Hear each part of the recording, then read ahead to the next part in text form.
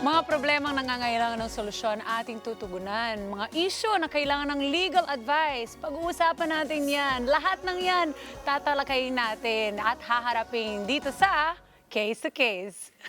At para tulungan tayong himayin ang ating featured cases for today, makakasama naman natin si Attorney Jennifer Reyes. Welcome back to Kada Umaga po. Magandang araw, Miss Kamusta? Diana, and thank you for inviting me again sa Yes. inyong napakagandang show. Good morning sa inyong mga kada. Good morning, Attorney. Suki ka na namin. Kaya ito na, ang mga kaso na pag-uusapan po natin ngayon ay may kinalaman sa mga problema sa trabaho or mga katrabaho or mga first time na nakakaroon ng trabaho tapos biglang hindi nila alam kung anong dapat reaction nila doon. So meron tayong mga cases dito. Ano ba ang first case natin? Mga kada, let's watch this. Attorney, 10 taon na ako nagtatrabaho sa aming kumpanya at lahat ng inuutos ng aking supervisor ay ginagawa ko. Kaya, nirekomenda po ng aking supervisor sa management na ako ang papalit sa kanya bilang supervisor kapag nag-retire siya. Pero, nag-announce ang management na ipapasok daw ng may-ari ng kumpanya ang kanyang anak bilang supervisor ng aming management. Tama ba iyon, attorney? Hindi ba dapat dadaan siya sa hiring process kahit anak siya ng may-ari ng kumpanya, attorney? Hindi ba halimbawa iyon ng nepotismo na pinagbabawal ng batas, attorney?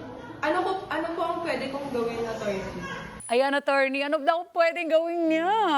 Nako, maraming nangyayari po talaga na ganyan, no? Sobra. Yes. But the problem po kasi, ang nepotism under the law sa ating batas dito sa bansa natin, ito ay nag-go-govern lamang sa mga nagtatrabaho sa government sector. So in its strict sense, ang nepotism ay expressly na pinagbabawal sa mga appointing or recommending authority sa gobyerno. When it comes to the private sector naman, Miss Diana, walang express na pagbabawal ang batas regarding this. However, syempre, may mga polisiya ang ibang mga kumpanya at ibang mga businesses na nagbabawal din. Sa mga private sector din? Yes. Okay. Pero ang maganda dito, no, siguro panawagan na rin natin ito sa mga Oo. legislators natin Totoo. at mambabatas na kung may malasakit po talaga kayo sa mga kada natin na manggagawa, Correct. magbalangkas na kayo ng batas na nagbabawal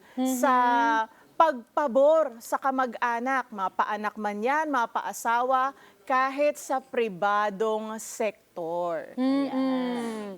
Paano pagdating sa mga pagpo-promote, gaya ng case ng kada natin na nag-complain na 10 years sa company, kaya feeling niya parang qualified siya maging supervisor. Pero yun nga, napunta doon sa anak ng may-ari. And that's actually a very, very common situation that we all have to face because there are times naman talaga that you work for a really long time in a company and eventually, of course, magre-retire yung boss mo. Tama. So maiisip siya na, sino ba i-appoint ko? Normally talaga, feeling ng nasa taas, ready naman yung anak nila, di ba? Yes. Ano pong dapat, anong gawin ng isang empleyado? Pag ganito po yung sitwasyon nila, legal ba ang sabi mo nga, 'di ba?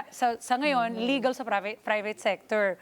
Pero yung ginagawa ng may-ari, hindi ba dapat yung dumadaan sa hiring process? Yung typical na kapag gusto mong magtrabaho, dadaanan mo sa pinakamababa muna hanggang, 'di ba, maging supervisor ka or yung mas mataas na position. Tama po ba ito, attorney? Pwede ba ito? Ideally, dapat yun po ang gawin na tama, na proseso. Dumaan muna sa tamang hiring process, Correct. gaya ng ibang empleyado. Ngunit dahil nga po walang express na provision ang batas natin regarding nepotism in the private sector, kaya pong gawin yan Correct. ng employer. Nalulusot. Yes, Oo. pero syempre as an employer, this is also a call to them na kung pinapahalagahan nyo yung loyalty ng inyong mga good performing employees, dapat ay ibigay ninyo sa kanila ang naaayon na promotion and privileges. That's kahit right. walang batas na nagsasabi.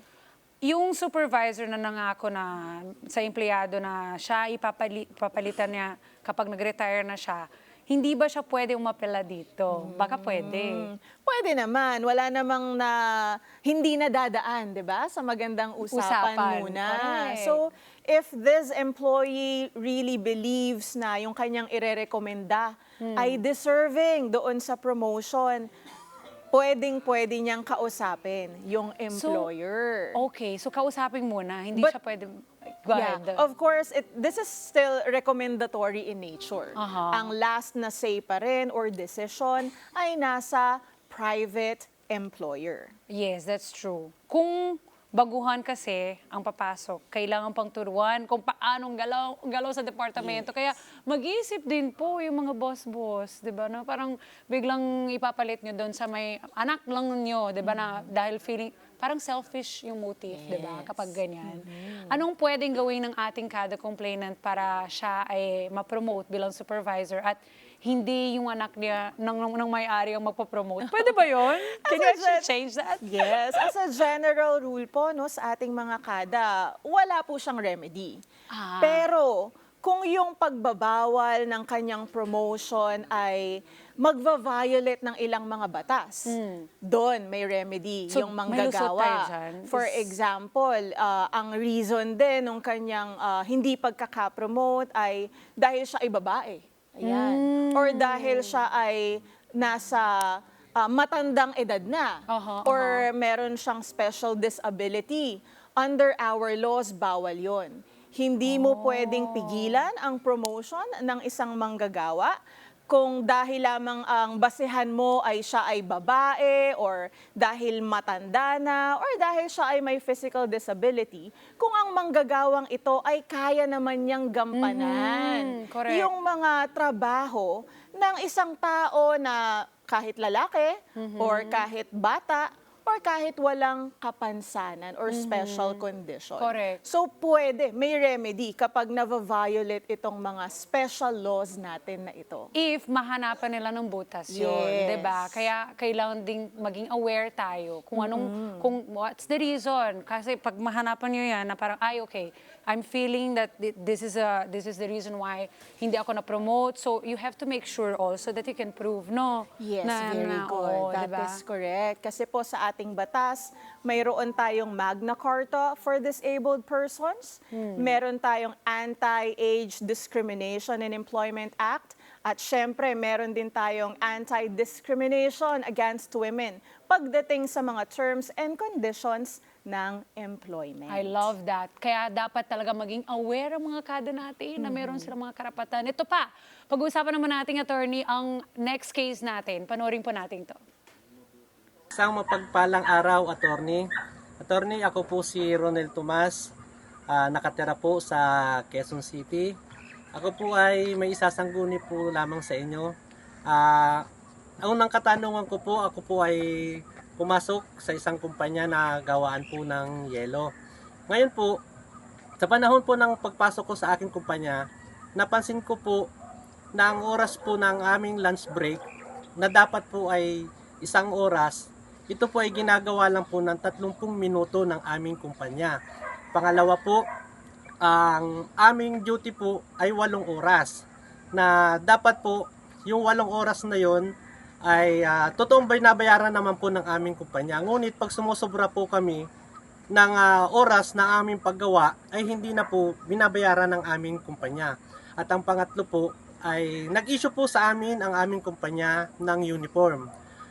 Ito po ay natanggap namin, ngunit kalaunan ito po ay nalaman namin na ito po pala ay aming babayaran at i-deduct sa aming sahod. Ngayon, attorney, aking pong tanong, pwede ko po bang isumbong or humingi ng ibang payong legal upang maireklamo ang aking kumpanya? Sana po, attorney, matulungan niyo po ako sa aking problema. Maraming salamat po. Ayan, attorney, pwede ba kaya siya magreklamo? Yes, pwedeng-pwede, Miss Diana.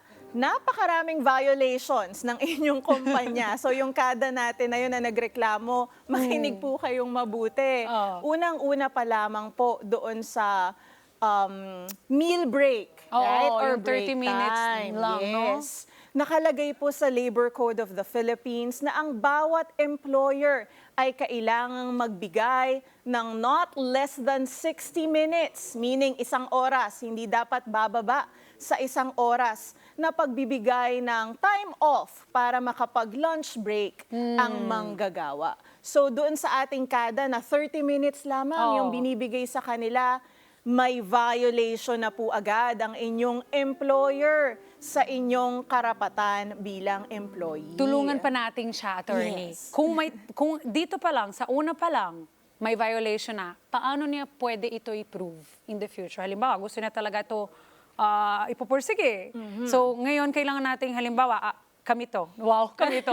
Wala yan dito sa Net25, hindi ganyan. Pero ito, halimbawa, ako yon, and then nabigyan lang ako ng 30 minutes. How do I prove po? Or what should I use as proof? Maraming pwedeng gawing proof, no? Kung kayo ay pinapapirma every time na nagla-login kayo sa work, i-photocopy nyo na agad yon, Ayun. picturean nyo na agad yon, dahil yon ay pruweba nyo na not more than an hour or not at least 1 oras Oo. ang binigay sa inyong break time. Kulang pag hindi one hour, di ba? Yes. Kasi you still have to freshen up, go to the bathroom after you eat, lahat-lahat ng gagawin mo, babalikan mo yan kung medyo malayo yung pinagbili mo ng pagkain, di ba? Kaya, pangalawa, tama ba na dapat ay umabot ng 1 oras para mabilang as overtime ang mabaya? Kasi di ba sabi niya, hindi naman daw umabot ng 1 hour yung pag-overtime niya, kaya hindi daw nila kinakount yun. Tama ba yun, attorney? Mali na naman yung employer niya dyan. Sabi Miss ko na nga ba? Diana. Another violation. No. Dahil po, gaya ng sinabi ko, under the Labor Code of the Philippines, kapag po sumobra na sa 8 oras ang trabaho ng isang empleyado, ay kailangang bigyan na siya ng overtime pay for overtime work. Hindi po yan nakadepende na dapat ay 2 oras or 1 oras ang lumipas from your 8th hour. Kahit na 15 minutes ka lamang or 30 minutes lamang ang lumipas na nag-overtime ka, pasok na po yan. May bayad ang OT nyo. Dapat bayaran ka na ng overtime pay. I Ayan. love to hear that, and I'm sure marami natutuwa dyan, naririnig nila yon. Pangatlo, ito attorney, yung binigyan daw sila ng uniform pero salary deduction pala. Nako, marami din po akong naririnig na ganyan. Warning po sa mga employer, bawal po ang ginagawa ninyo under the law. Hindi nyo po pwedeng ikaltas sa sahod ng inyong mga empleyado ang cost ng uniforms. Yan po ay minamandato ng batas na expense ng kumpanya or ng employer. So yung mga kada po natin na nanonood, kung binabawasan kayo ng inyong sweldo because of your uniform, may karapatan po kayong magreklamo dahil yan ay illegal deduction of wages. I love to hear that, attorney. Thank you so much for explaining it so well, na thoroughly also, para i-save nyo na tong segment na tong mga kada at ipadala nyo na sa mga tao na nangangailangan ng tulong katulad nito na hindi nila alam yung mga karapatan nila. Meron pa, nabanggit naman niya, attorney, na bago pa lang siya sa kumpanya, di ba? Wala pang 1 month, di ba? So, pwede ba siyang magreklamo kahit bago pa lang siya? Ayan, ako magandang tanong, Miss Diana, kasi mali po yung perception na kahit 1 linggo ka pa lamang sa trabaho or hindi ka regular, wala ka ng karapatan. Mali po yun. Kahit ikaw ay hindi regular na empleyado, kahit probationary ka pa lamang or temporary, kung may violation ng iyong karapatan as a worker or employee under the Labor Code, pwedeng-pwede kang magreklamo under the law. See, these are all good Yan. news para sa ating mga kada na dumadaan sa mga problema po pagdating sa trabaho and they don't know how to act. Kaya ito, meron pa kaming isa-solusyon pala. May isa pa. Last case na lang, attorney. Ano naman kaya ang laman ng ating last case? Attorney, let's watch this. Hello po, attorney. Magandang araw po sa inyo. Nais ko lang po sanang humingi ng tulong upang ireklamo ang dati kong employer na tinanggal po ako sa trabaho dahil lamang po nadamay ako sa mga kaopisina ko na may ginagawang illegal. Aminado naman po ako na alam ko ang tungkol dito, pero never po ako naging parte nito.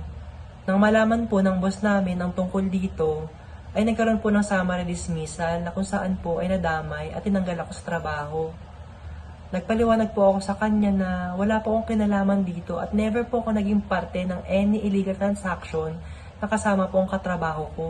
Pero ang paliwanag niya po sa akin ay naging accessory to the crime daw po ako dahil may alam ako tungkol dito pero never ko po sinabi sa management. Tama po ba kayo naging dahilan nila or rason nila upang tanggalin ako sa trabaho, attorney? Magandang umaga po. Thank you. Ala, attorney, nadamay lang siya.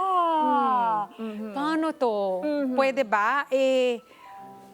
Dahil sa ginagawa ng iba, tama ba yung dahilang para tanggalin siya sa trabaho, attorney, kahit hindi naman siya yung may fault? Ayan. Kung totoo, Miss Diana, yung kanyang assertion na wala siyang kinalaman dun sa crime na kinumit ng kanyang mga co-employees, dapat hindi siya tinanggal. Unang-una, kapag sinabing accomplice, ito yung mga taong hindi nagkaroon ng direktang partisipasyon sa krimen, pero tinulungan niya or inassist niya yung mga kriminal after the crime was committed. So kung hindi naman siya tumulong, hindi siya accomplice, hindi siya pwedeng tanggalin sa trabaho. Yan ay tinatawag natin na illegal dismissal. Anong difference si legally, attorney, sa accomplice to the witness? To the Is it- witness. Oo. Ang witness, nasaksihan niya mismo yung Oo.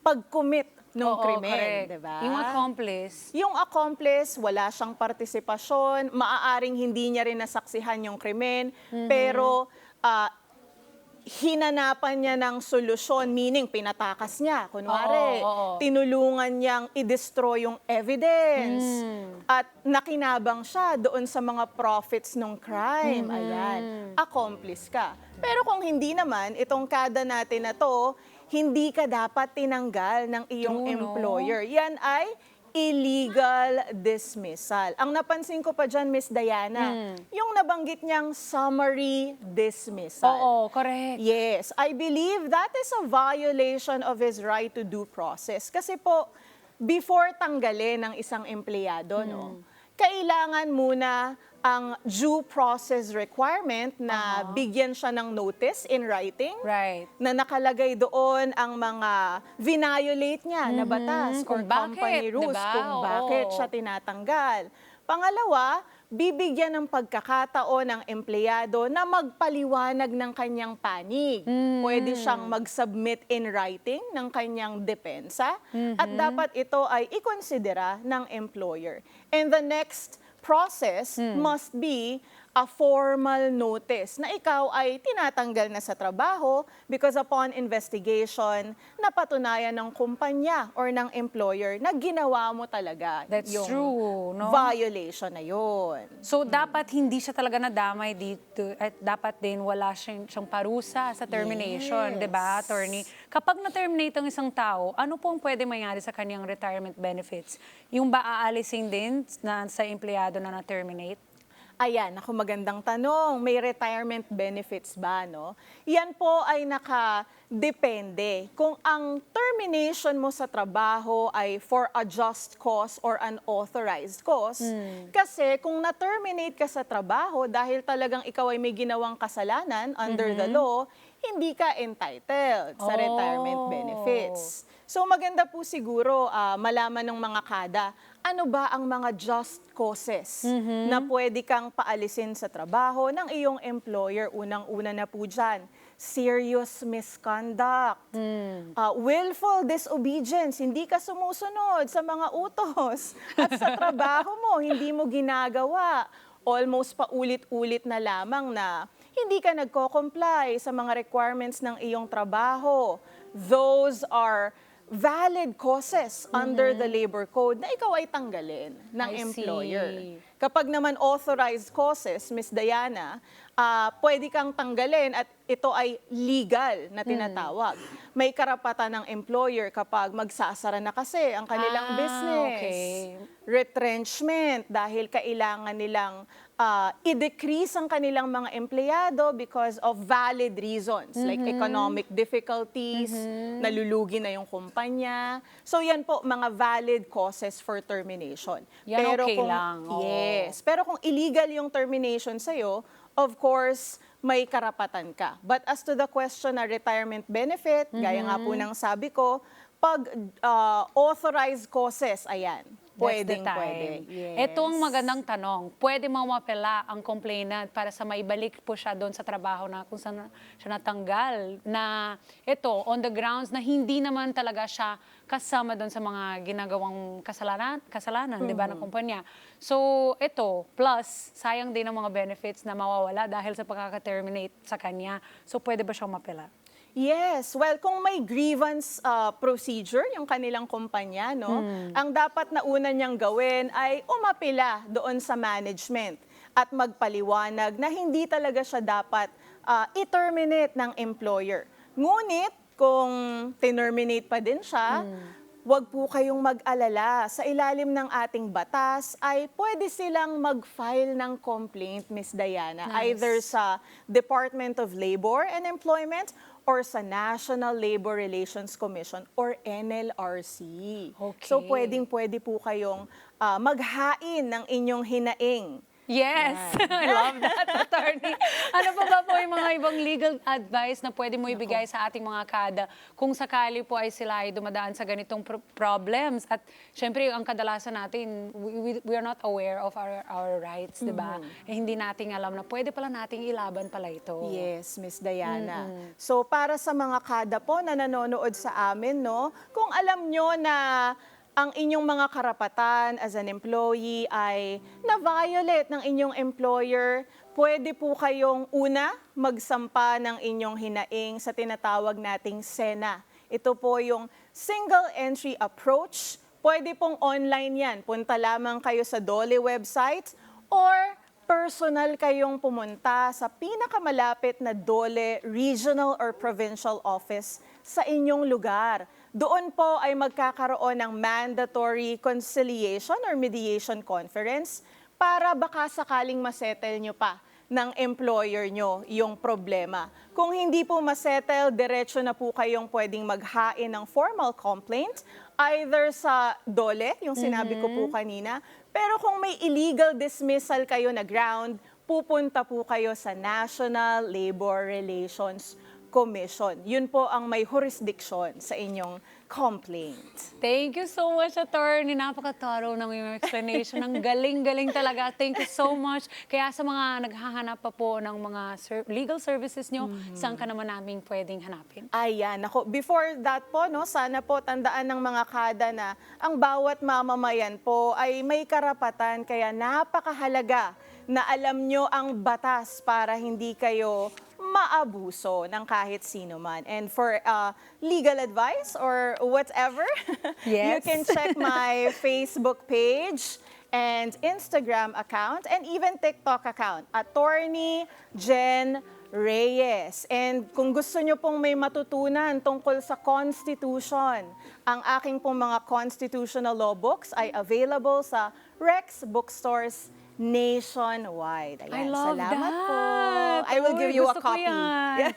Sige, attorney, gusto ko yan. Gusto ko matutunan Yes. pa. Para di ba, at least we're aware of our rights. Thank you so much, attorney. It's always great to have you here on Always the show. welcome. Ang galing mo talaga mag-explain. Sobra. Kaya manood na lang po kayo ulit. I-replay nyo na lang itong segment na to at ipapadala nyo na rin to sa mga tao po na nangangailangan po ng tulong pagdating sa trabaho. Di ba, attorney? Importante to. At hanapin nyo na rin si Attorney Jen. Di ba? Mga kada ang mga work-related na kaso ay mahirap po talagang harapin, di ba? Dahil bukod sa mahabang proseso niya, pagdadaan pa ito sa mga marisolbahan, madalas po nagagamit ito ng mga impluensya, yung mga influential people, di ba? Lalo yung mga, naku, yung mga may pera dyan. Kaya sa yun, so mga influensya ng kumpanya po para sila ay mapawalang sala. Kung sa tingin nyo, ayan, nabubulol na, no? Pero kung sa tingin nyo po ay kayo ay nasa tama at huwag na kayo matakot, ipaglaban po yung mga karapatan nyo bilang manggagawa dahil nga may pag-asa po. Kaya hanggang sa susunod na kaso dito sa Case to Case. Let's get together. Sunday 25. sa Net 25.